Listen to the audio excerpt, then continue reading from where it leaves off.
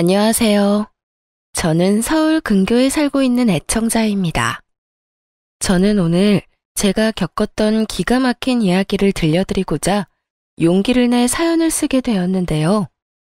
어렵게 용기를 내 사연을 보내니 끝까지 함께 해주시면 감사하겠습니다. 그러면 이야기 시작해 볼게요.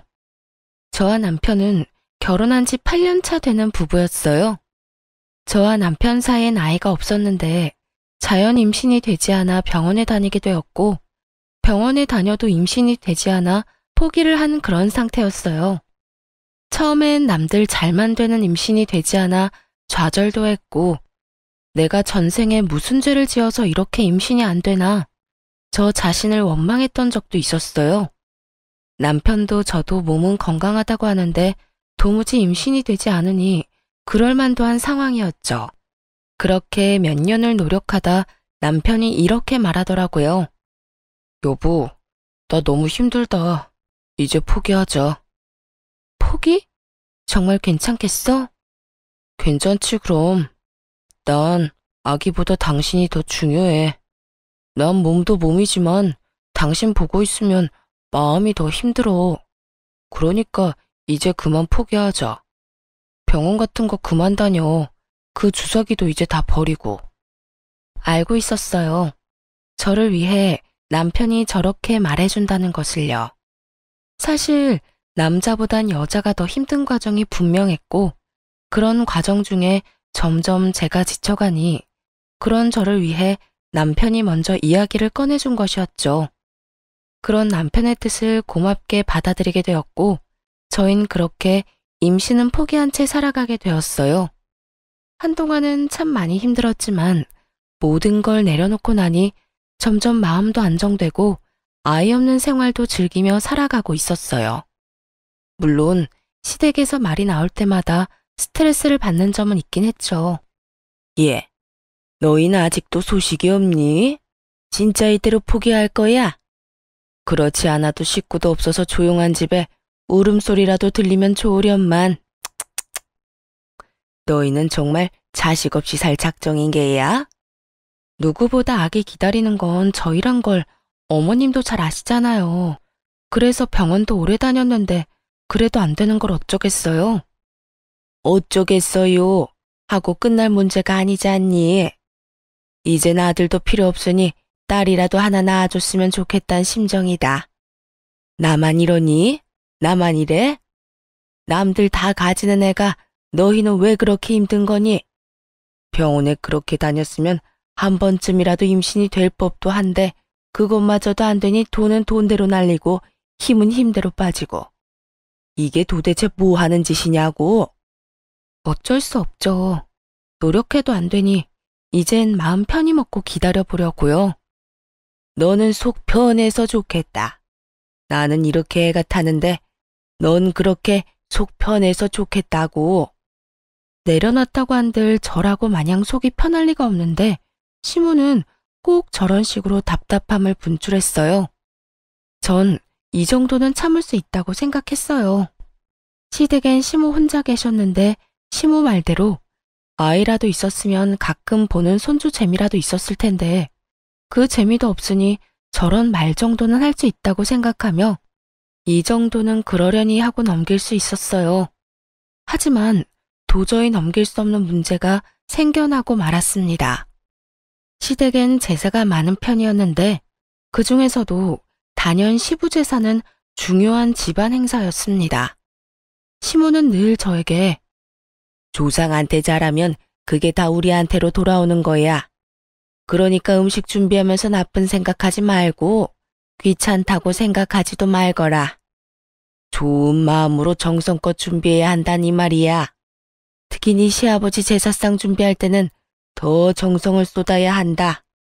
음식도 살아생전 네 시아버지가 좋아했던 것도 추가해서 올리고 라고 제사를 강조하곤 했고 저 역시 며느리 된 도리는 지키고자 시부 제사 땐 더 신경을 쓰는 편이었죠.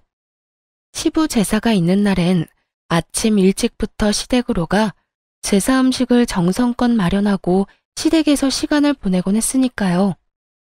그러던 어느 날 아빠가 갑작스러운 사고로 인해 돌아가시게 되셨어요. 외동딸인 저를 너무나 사랑하며 키워주신 아빠의 죽음은 너무나도 갑작스러웠으며 너무나도 저를 절망스럽게 만들었습니다. 모든 자식이 그러하듯 저 역시 많이 보답하지 못한 마음에 후회스럽기도 했고 더는 따뜻한 아빠 품에 안길 수 없다는 사실이 너무나도 힘들었어요. 그렇게 1년 가까이 저는 슬픔에 잠겨 있었고 남편은 그 시간 동안만큼은 누구보다 다정하게 저를 챙겨주었어요.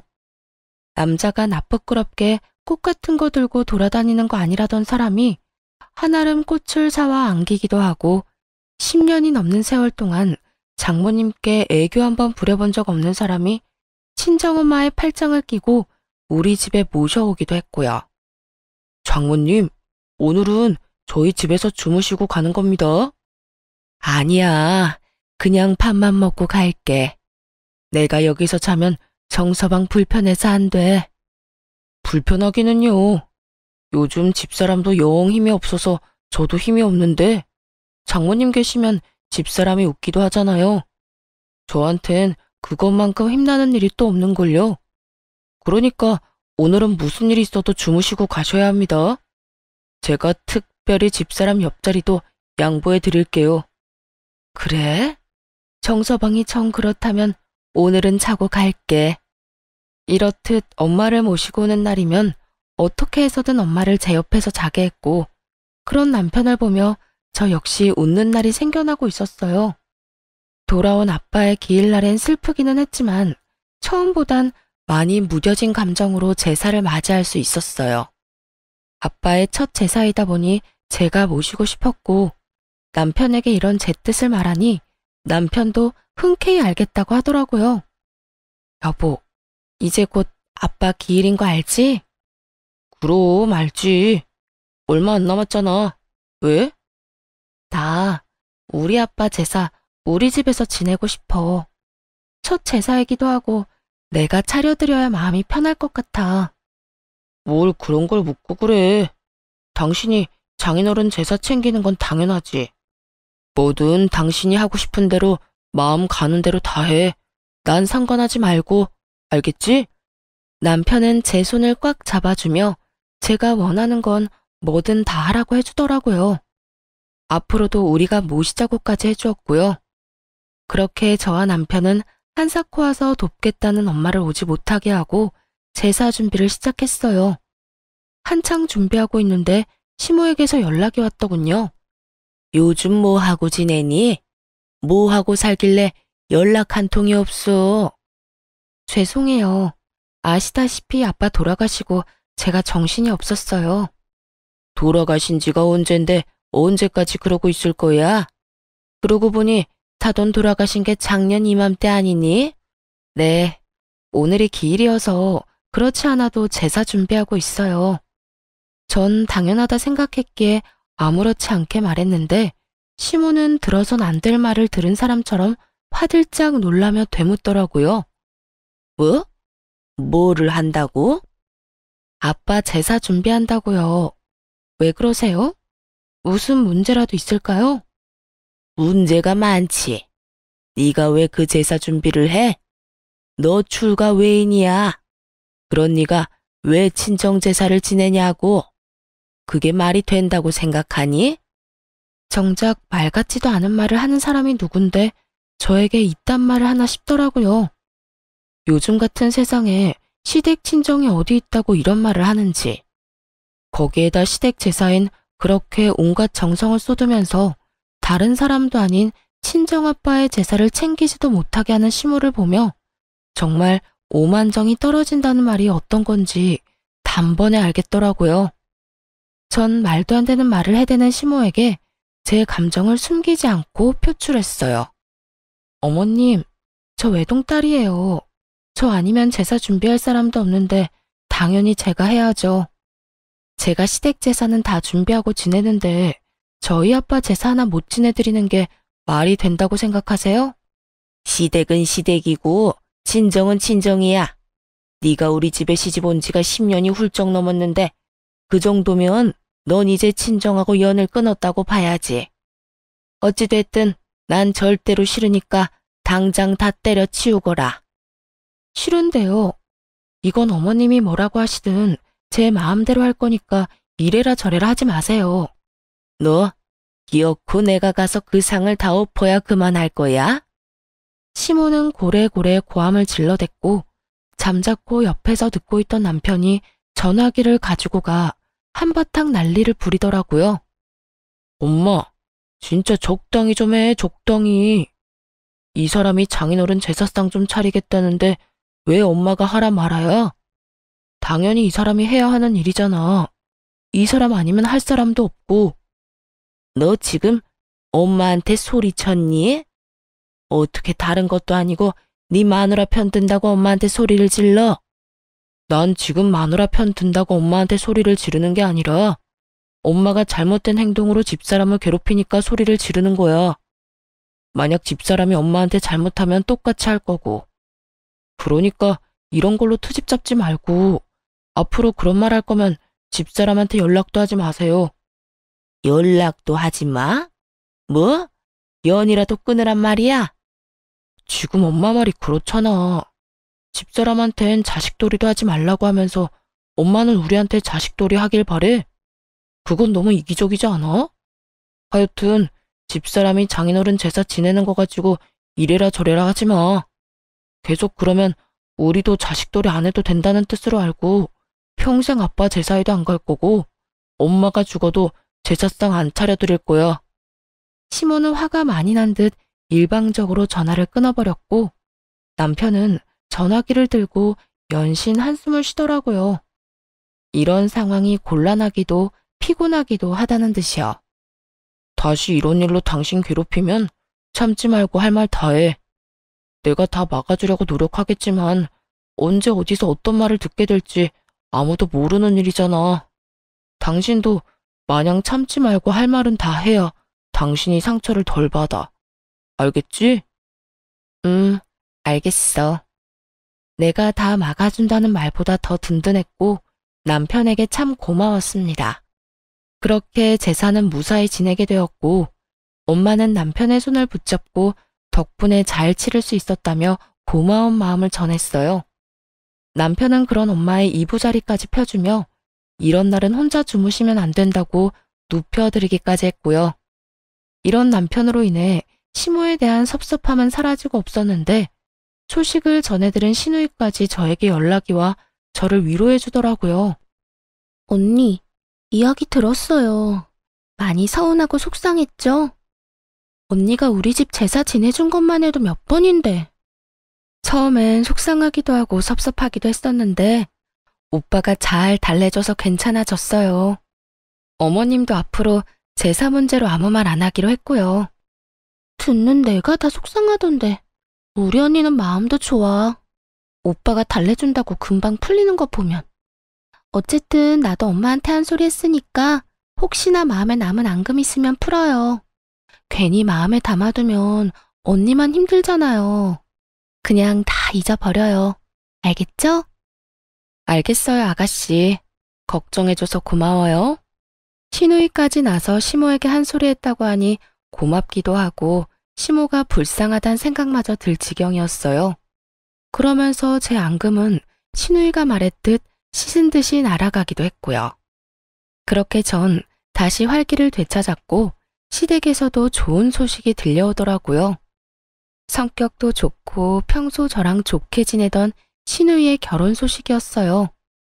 결혼 상대가 의사라는 말을 들었을 땐 정말 잘된 일이라며 얼마나 기뻐한 줄 모릅니다. 오죽했으면 남편이 자신보다 제가 더 기뻐하는 것 같단 말까지 했으니까요. 저는 정말 기쁜 마음으로 시누이에게 축하 말을 전했고 시누이 역시 기뻐하며 저에게 시집가서 잘 살겠다고 하더군요. 그렇게 집에는 경사가 났다며 다들 기뻐하고 있는 와중 저에겐 불안한 일들이 일어나고 있었어요. 저를 불안에 떨게 만든 장본인은 다름 아닌 시모였는데요. 시누이가 시집 간다는 말이 나온 뒤부터 묘하게 시모가 저에게 잘 대해주는 느낌이었어요. 어느 날은 시댁에 갔는데 밥상이 다 차려져 있더라고요. 어머님, 이게 다 뭐예요? 보면 모르니? 너 먹으라고 내가 다 차렸어. 다 네가 좋아하는 반찬들이니 마음껏 먹고 맛있으면 싸서 가거라. 혹시 몰라서 넉넉히 해서 소분해서 넣어뒀어.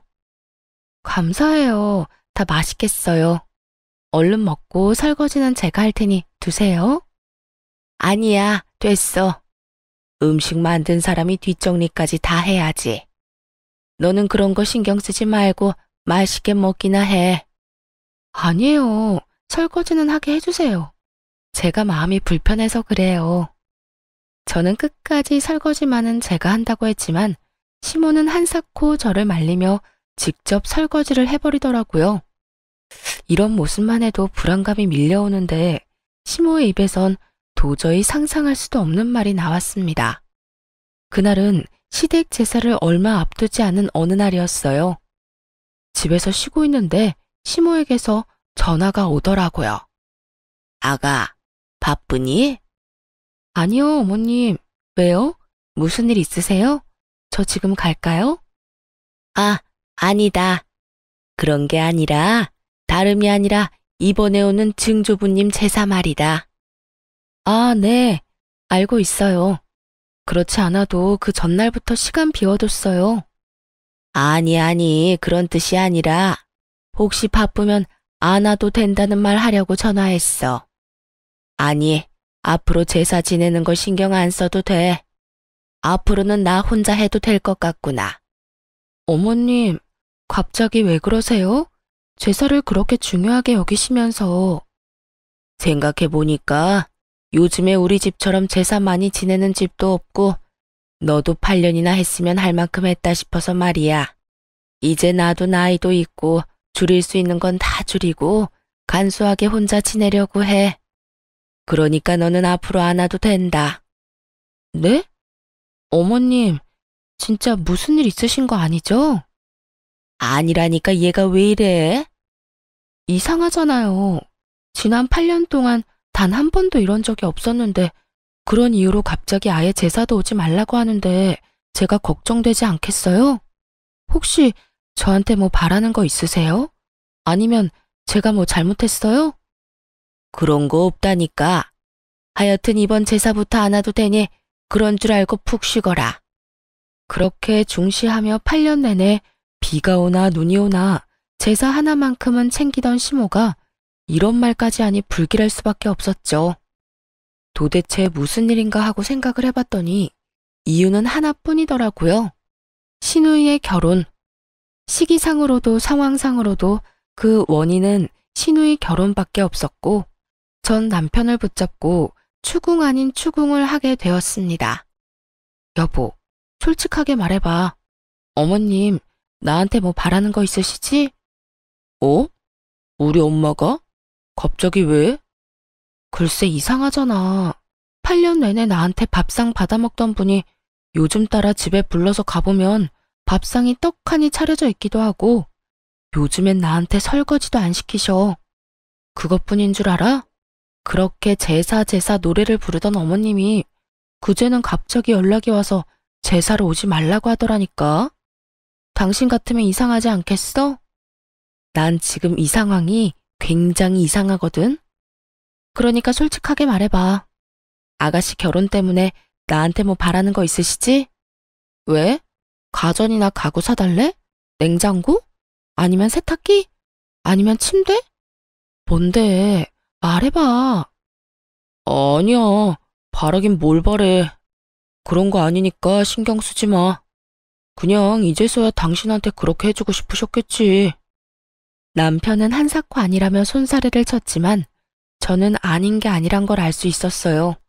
지나치게 화들짝 놀라는 모습과 말을 더듬은 것이 딱 남편이 거짓말할 때 나오는 모습이었거든요. 여보, 그냥 솔직하게 말해봐. 나 화 안 내. 난 당신이 거짓말하고 나한테 숨기는 게 제일 싫어. 그러니까 말해봐, 솔직하게. 전 남편을 끝까지 닥달했고 제 눈치를 살피던 남편이 무거운 입을 열었어요. 그게 사실은 엄마가 혜은이 집이라도 해서 보내주고 싶나 봐. 집? 왜? 상대방 집안에서 집까지 해오라고 한대? 그런 건 아닌데 의사 집안에 시집 가는데 집이라도 해가야 혜은이 기가 좀 살지 않겠냐고 말이야. 그러면서 하는 말이 장인어른 사망보험금으로 혜은이 집 한 채 해달라고 하더라고. 물론 나는 그 자리에 펄쩍 뛰면서 안 된다고 했어. 혜은이도 그 말 나오자마자 그건 절대 안 되는 일이라고 했고. 당신한테 아무 말도 안 한 건 혹시나 당신이 오해할까봐 그랬어.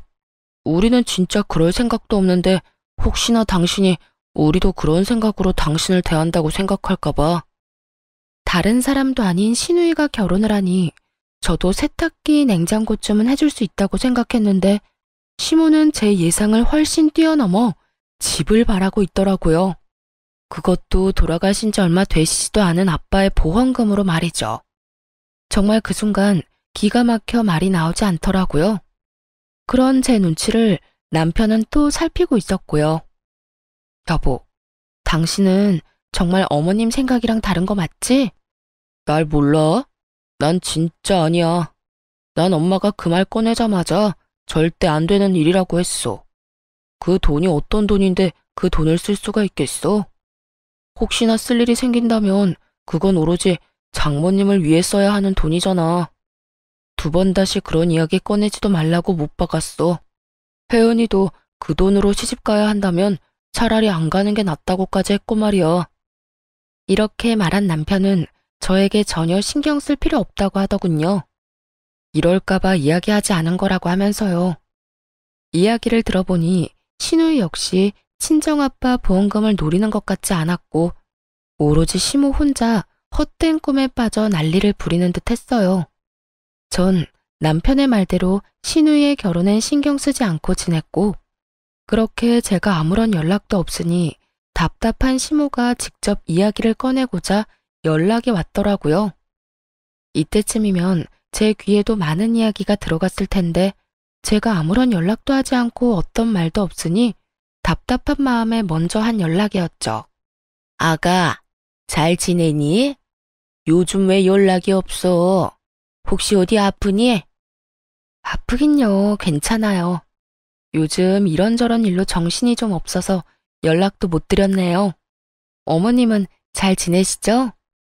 시모는 저의 잘 지내냐는 말을 기다렸다는 듯이 목소리에 힘을 쭉 빼며 축 처진 목소리로 본심을 드러내기 시작했어요. 그게 난 잘 못 지낸다. 요즘 걱정이 많아. 왜요? 무슨 일 있으세요? 너도 알다시피 우리 혜은이가 직장 생활을 늦게 시작했지 않니? 그래서 모은 돈이 별로 없어. 아니, 거의 없다고 봐야지. 그런데 혜은이가 시집가는 집이 보통 집이니? 의사 집안 아니니? 의사 집안. 왜요? 그 집에서 뭘 과하게 바라기라도 하는가 봐요? 아니, 꼭 그런 건 아닌데. 그런 집안에 시집 보내는데 덜렁 몸만 보낼 수도 없는 노릇이고 그렇다고 우리가 도와줄 형편이 되는 것도 아니고. 그래서 말인데 아가, 네가 좀 도와주면 안 되겠니? 더도 말고 덜도 말고 딱 집 한 채만 네가 해주면 참 좋을 것 같아. 큰 집도 필요 없어. 딱 30평대 아파트면 어떻게 우리 혜은이 기 좀 펴고 살 것 같은데. 어떻게 안 되겠니? 시모는 30평대 아파트가 사고 싶다고 마음만 먹으면 살 수 있다는 듯 별것 아닌 것처럼 말을 하더라고요. 그 모습에 전 더 어이가 없었고 이런 문제일수록 확실히 말해야 할게 전 돌리지 않고 대답을 해주었어요. 어머님, 30평대 아파트가 한두 푼도 아니고 저 그런 돈 없어요. 그리고 돈이 준비되는 집안이면 집을 준비해서 가는 것도 좋겠지만 그럴 상황이 안 되면 두 사람이 잘 이야기 나눠서 두 사람 힘으로 모아서 집을 마련해야 하지 않겠어요? 혜은이가 가진 게 없는데 뭘 모아서 집을 마련해? 그리고 모은 게 있다고 한들 어떻게 그 집에 신혼집 마련할 돈을 내놓으라고 하냐고. 그 집안이 보통 집안이 아니라고 했잖아. 그냥 집안이 아니라 의사 집안이라고. 그런 집에 시집 가면서 집 한 채 정도는 해야 할 거 아니니? 조금 전까진 아가 하며 상냥하기 그지없던 시모는 제가 단칼에 거절하고 나서자 180도 바뀐 언행으로 화를 내기 시작하더군요. 그런 시모의 모습에 저 역시 화가 올라오기 시작했지만 같이 화를 낸다고 한들 남는 것도 없기에 최대한 차분히 시모와 대화하려 애썼어요. 그러면 그렇다고 솔직하게 아가씨랑 결혼할 남자한테 말을 해야죠. 저한테 이렇게 돈 내놓으라고 할 게 아니라요. 글쎄 그렇게 해서 결혼하면 우리 혜은이가 평생 기죽어서 살 거 아니니? 나는 그 꼴은 못 본다. 그러니까 잔말 말고 네가 집 한 채 마련해줘. 그러면 될 문제인데 왜 이렇게 일을 키우니? 너 돈이 있지 않니? 돈이 없는 것도 아니면서 왜 이렇게 쪼잔하게 굴어? 평소에 너랑 혜은이랑 사이가 안 좋은 것도 아니고 사이도 좋으면서 왜 이렇게까지 째째하게 구냔 말이야. 사이 좋은 거랑 집 한 채 해주는 거랑은 별개예요. 그리고 저한테 그런 큰 돈이 어디 있어요? 있잖아. 네 아빠 사망보험금. 사돈 돌아가시면서 사망보험금 많이 받은 거 나도 다 안다. 내가 네 아빠 제사도 지내게 해주는데 넌 고작 집 한 채 못 해주니? 결국 시모의 입에서 아빠의 사망보험금 이야기가 나오고야 말았고 더는 화를 참을 필요가 없다고 생각했어요.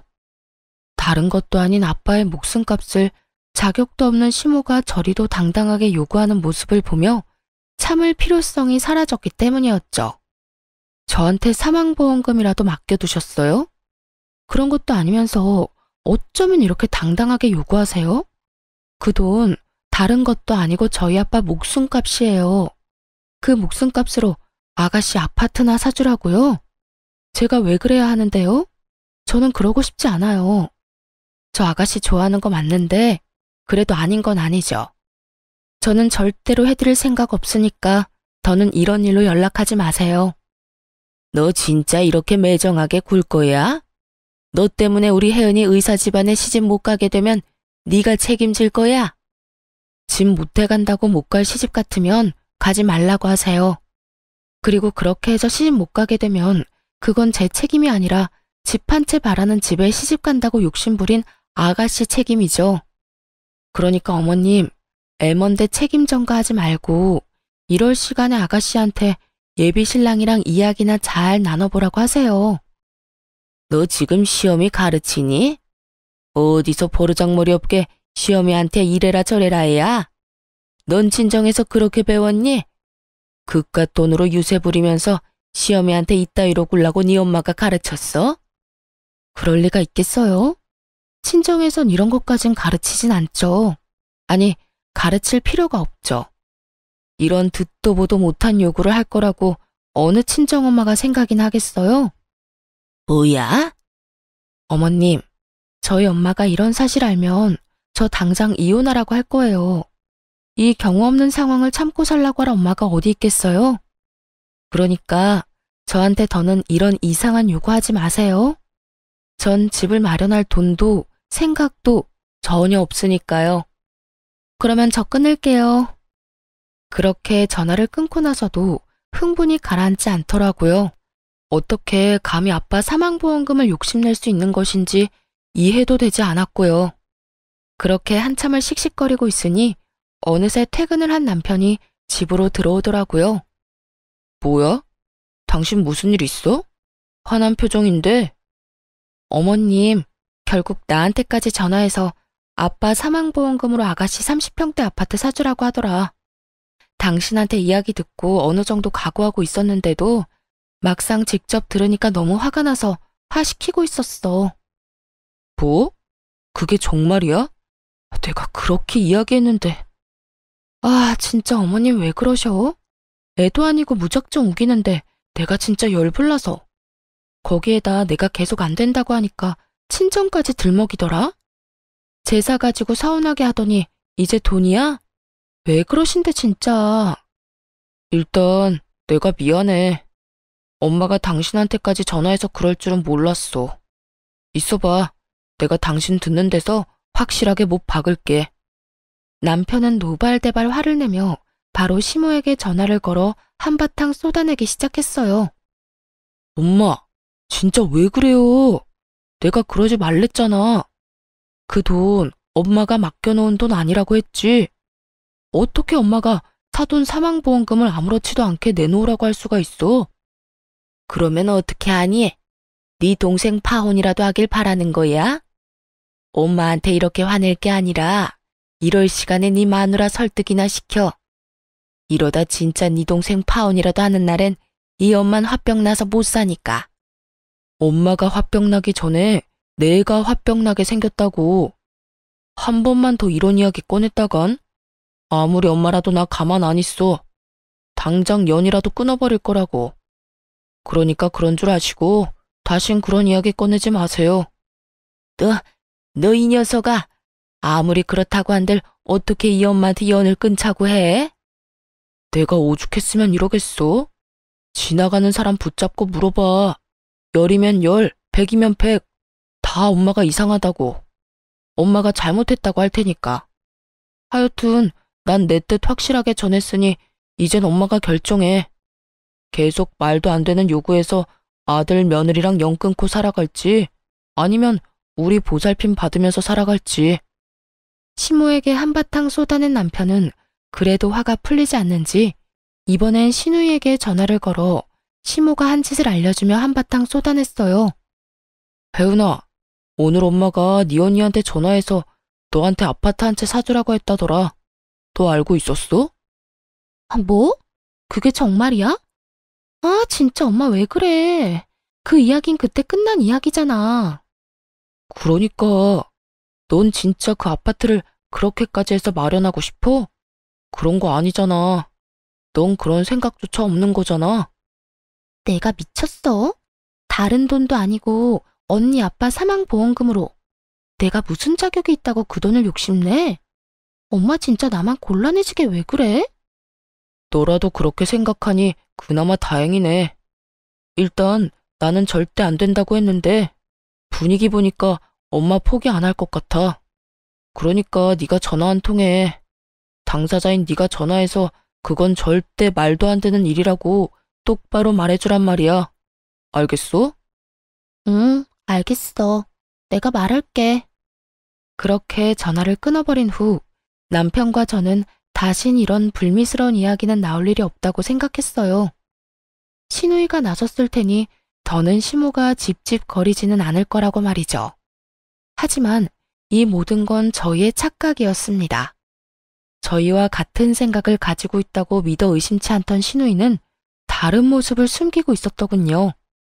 다음 날 남편이 출근할 시간에 맞춰 신우이에게 전화가 왔고 그 전화 한 통으로 신우이의 본 모습을 알게 되었어요. 언니, 오빠 출근했어요? 네, 방금 했어요. 왜요? 오빠한테 할 말 있어요?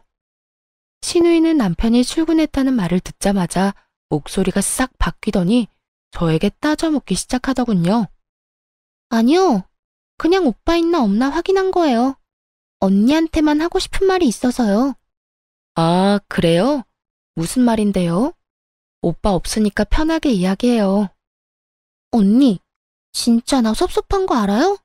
내가 언니한테 어떻게 했는데 언니가 나한테 이럴 수가 있어요.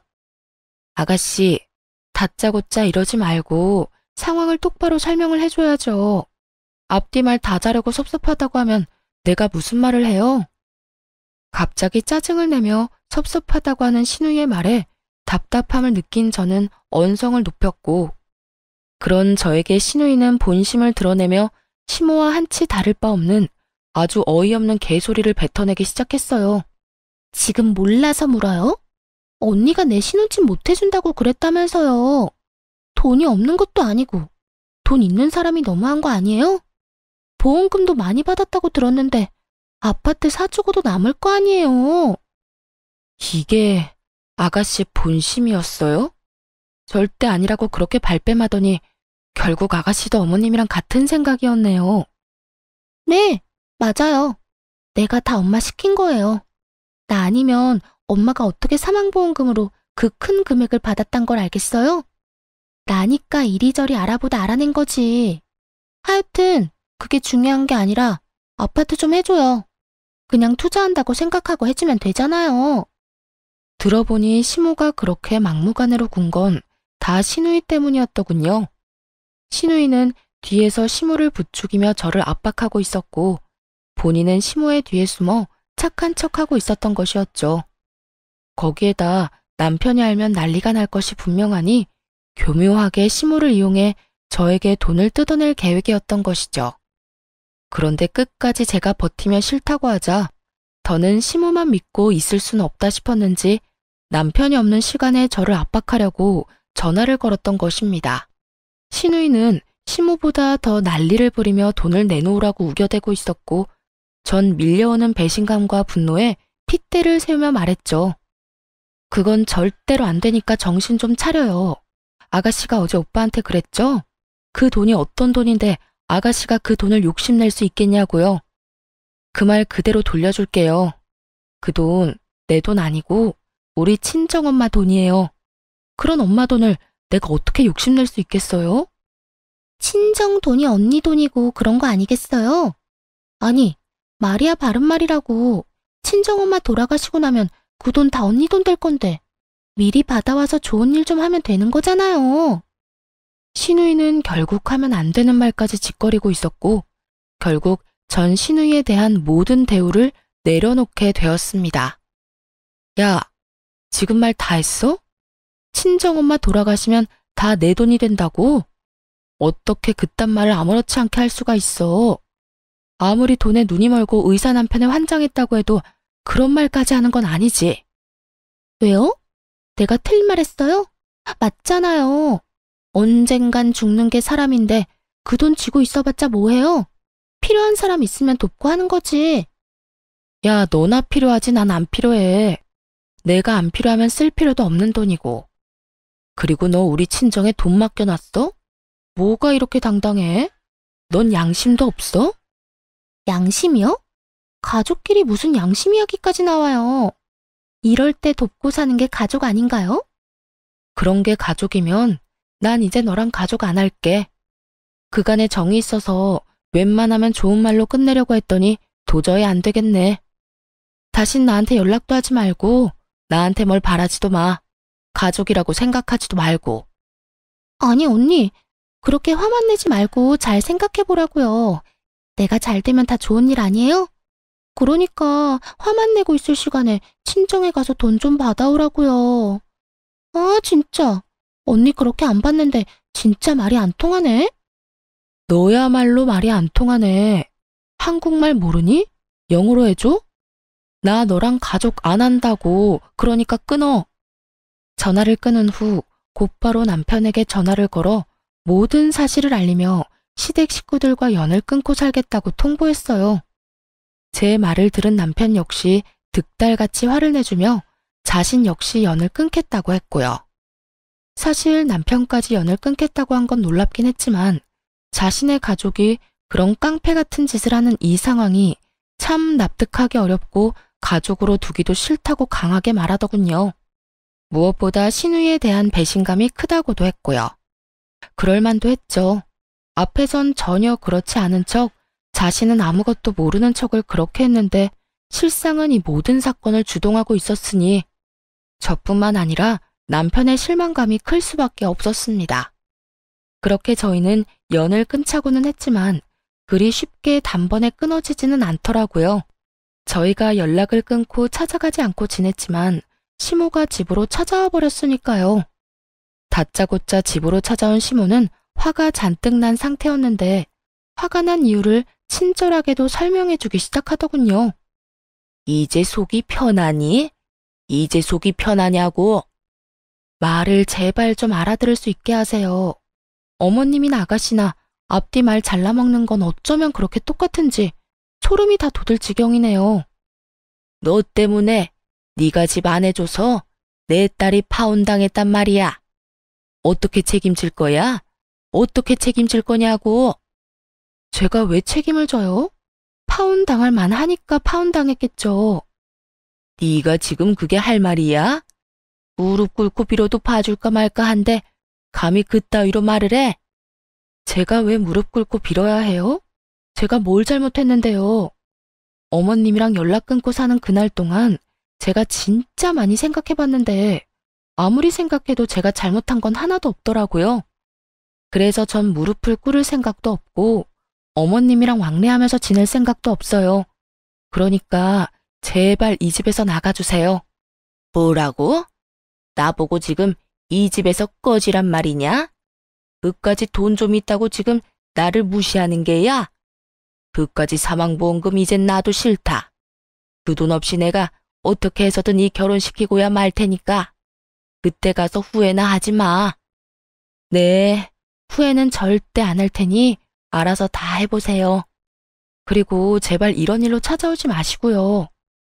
시모는 끝까지 저를 노려보다 집으로 돌아갔고 얼마 후에 이상한 소식이 들려오더라고요. 신우이가 결국 결혼하게 되었다는 소식이었죠. 들어보니 시모가 있는 돈 없는 돈 다 끌어모아도 턱없이 모자라 무리한 대출까지 받아 돈을 쥐어주었다고 하더라고요. 그런데 문제는 그 돈을 신우이도 아닌 그 상대방 남자에게 줬다더군요. 전 아무래도 이상해 신우이에게 연락을 걸어 자세히 물었지만 소용없는 짓이었어요. 신우이는 제 말을 들으려 하지도 않았으니까요. 아가씨, 돈 마련했다면서요? 왜요? 내가 잘 될까봐 배 아파서 전화했어요? 걱정되어서 전화했어요. 집 마련할 돈을 왜 그 남자를 줬어요? 그런 건 아가씨가 가지고 있다가 아가씨가 계약금 내고 아가씨가 잔금 치러야죠. 그러지 말고 지금이라도 그 돈 받아와요. 아무리 결혼할 사이라고 해도 그렇게 돈을 주고받는 거 아니에요.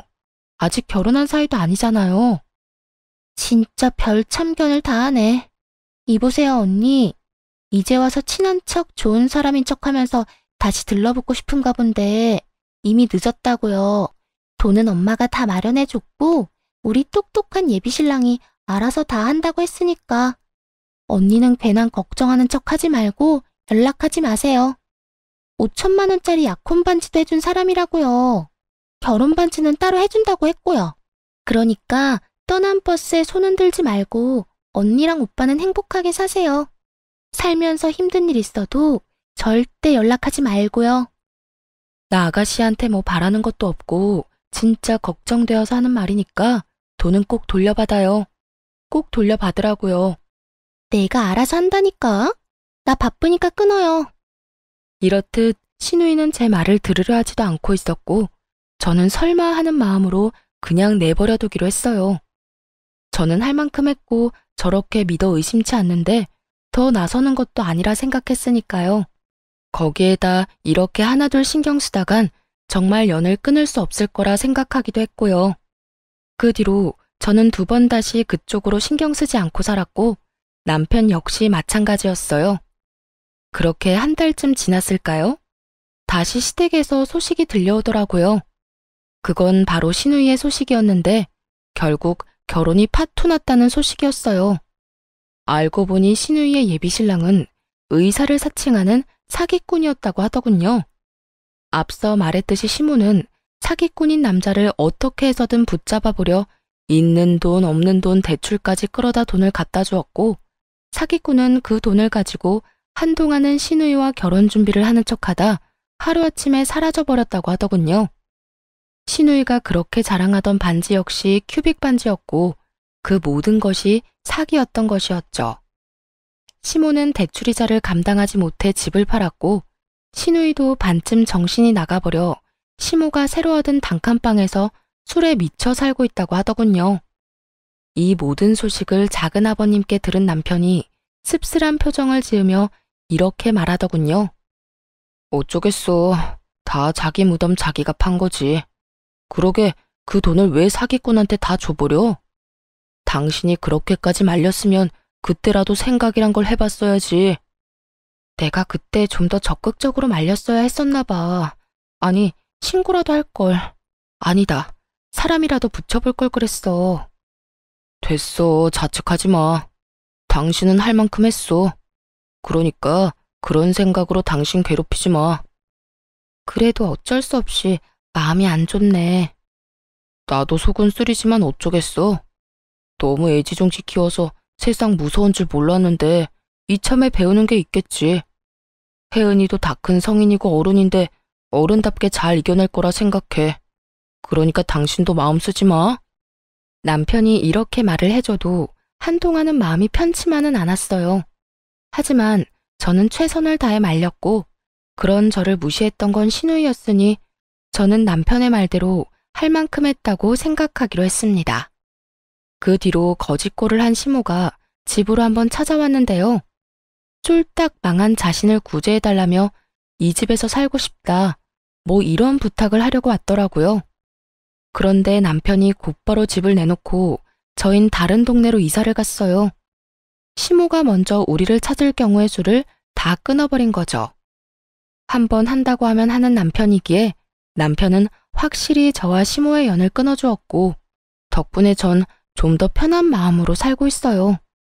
그리고 저에게 좋은 소식이 있어요. 그건 바로 임신 소식인데요. 처음 남편에게 이 사실을 알렸을 때 글쎄 남편이 울더라고요. 여보, 나 임신했어. 나 진짜 임신했다고. 그게 정말이야?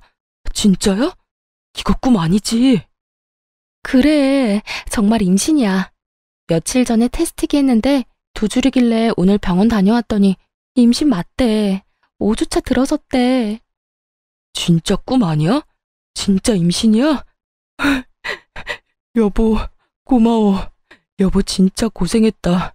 진짜 우리 고생했다. 울긴 왜 울어. 기분 좋은 날에. 우리 앞으로 진짜 잘 살자. 진짜 열심히 살자. 그래, 진짜 고맙다 고마워. 내가 앞으로 더 잘할게. 이렇듯 저희는 더 애틋하게 지내고 있어요. 늦은 나이 한 임신이라 뭐든 조심스럽고 때론 두려운 마음도 들지만 오래 기다리고 간절히 바랬던 만큼 그 누구보다 열심히 노력해서 아이와 남편과 함께 잘 살아보려고요. 남편은 오랫동안 바래왔던 승진도 하게 되어 요즘 입꼬리가 내려올 새가 없이 웃고 다니곤 하는데요.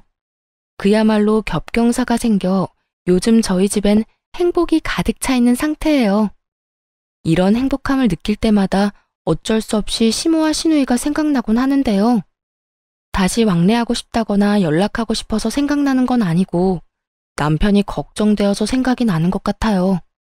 엄연히 따지자면 저는 피 한 방울 섞이지 않은 남이지만 남편은 그렇지 않으니까요.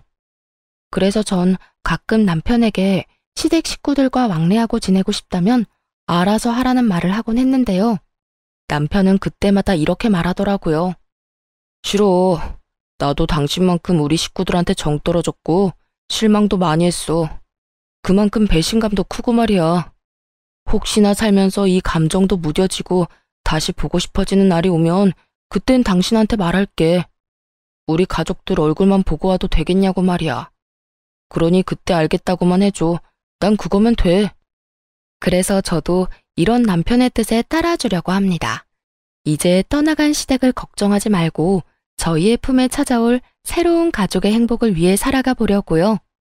그리고 그 많은 일들에도 제 옆을 지켜준 남편을 이젠 제가 지켜주려고 해요. 다들 응원해 주실 거죠? 저의 긴 사연도 끝이 났어요. 지금까지 저와 함께 해주셔서 감사합니다. 행복하세요.